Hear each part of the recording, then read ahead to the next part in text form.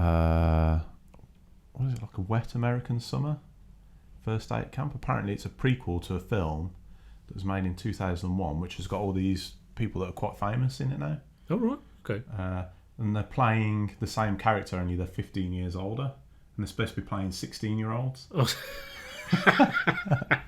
And it's really tongue-in-cheek. Like, right, okay. It was really tongue-in-cheek. That sounds great. Yeah, it was actually pretty good. That makes me think of Tropic Thunder or something. Yeah, it's that sort of fantastic. That sort of humour. Yeah. So I want to watch the film now. I'd definitely say give that a go. Sort of like American college summer camp type humour. Oh, okay. So yes, it's the American Pie. Yeah, right, that era. Yeah, it's poking fun at it. What was I listening to? Something about there's a film called Freddy Got Fingered. Oh, I love that film. Daddy, would you like some sausages? I haven't seen it. It just sounds. Yeah, basically, it's like what's his name? Tom Green. Yeah, and he was in Road Trip or something, and it's like they gave him, here's £1 million, make a movie. So he did. It's that kind of thing. It's like, well, what, me? Really? So he's taking the piss, basically. He makes a deliberately ridiculous nonsense. Honestly, it's fantastic. There's one scene in it, in the maternity ward, where someone having a baby, and he's not a doctor. He's seen his friend who's smashed his leg open on his skate ramp. Yeah. And he goes, what's wrong? And it's something like, what's wrong with you? Oh, I see, you've got a baby in your tummy. And he sort of starts delivering this baby. And he trips back while holding this baby, and it's still attached to the woman via the... right. And he slips back like that, and he's sort of... oh, God, it's so... It sounds random. Ridiculous. I love the randomness of it. Random. I need to see it. It sounds like that broke those movies. Yeah. That deliberately kind of thing. He knew. I think it's one of the sounds things he knew what he was doing. He was making something just ridiculous. Yeah. No, that was pretty funny. That was. I like Tom. I think it bombed at the time. Yes. Yeah. I've got it on DVD somewhere. It's one of those films, yeah. But yeah, I mean, it's like a meta film, isn't it? It's about being those terrible films. Because American Pie and all that, and they seemed alright at the time, those films. But I don't think I'd go back and watch them. The problem is, it became very formulaic, didn't it? And you got lots and lots and lots, and it was all the same actors in them. Yeah, Stifler, whatever his name is, he was in all of them. Yeah. He just ruined it, really. Dude, Where's My Car? Yeah. And it was actually Something About Mary that was the starting point, wasn't it? Where that was more like a normal film, a proper film with a plot and everything, and then it got more nonsense with each film. Yeah. The thing is, that kind of stuff came out now, we'd be disgusted at how terrible it was. I don't think we'd be able to. Yeah, probably because I don't know, disgusted. Yeah. Okay. I don't mean I'm disgusted. I mean, we think this is just rubbish. Yeah. We wouldn't find it funny. Been there, done that. It was better when Tom Green wanked off a horse for no reason, not for the plot or anything. He just goes over and does it. I don't know. We've got Jay and Silent Bob reboot coming out. Yeah, you excited about that? Yeah, it's not going to be any good. That doesn't matter. It doesn't matter, does it? It's going to be great. I mean, Jay and Silent Bob Strike Back wasn't very good either, really. I loved it.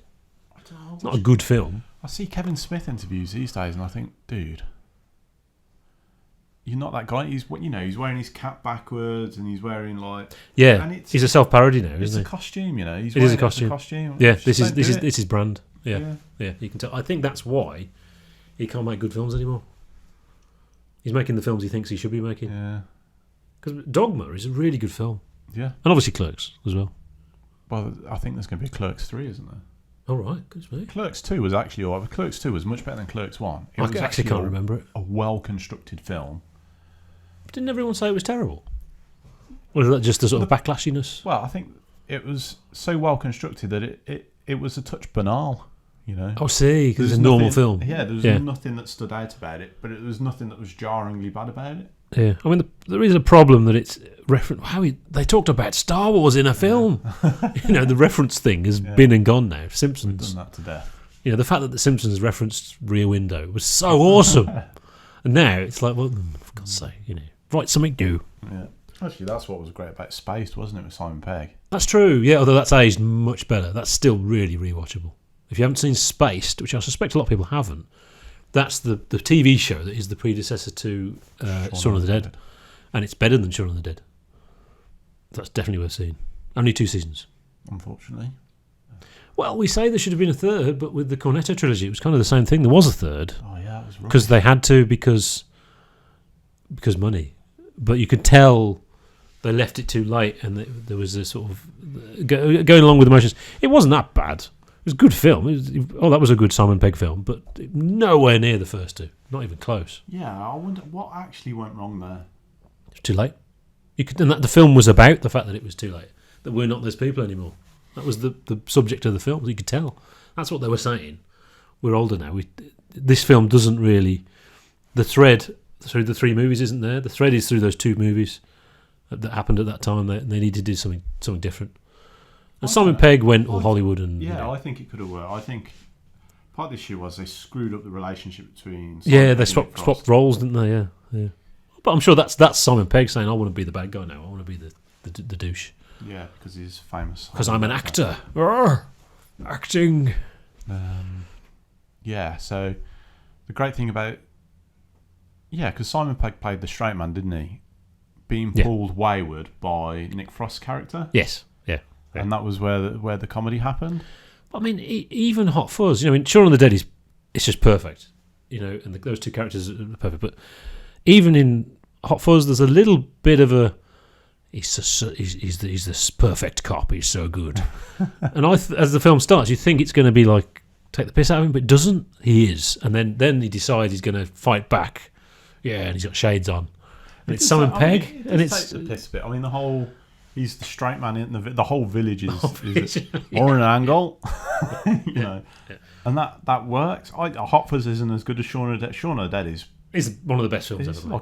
It's like genre defining, isn't it? That's the thing. Yeah, it's a parody. It's a comedy, and it's one of the best. Yeah. With a lot of comedy horror often is. But having said that, Hot Fuzz is the one that Sarah always quotes to me. Oh, interesting. Yeah, and she's got no memory for films whatsoever. Yet she'll quote lines from Hot Fuzz.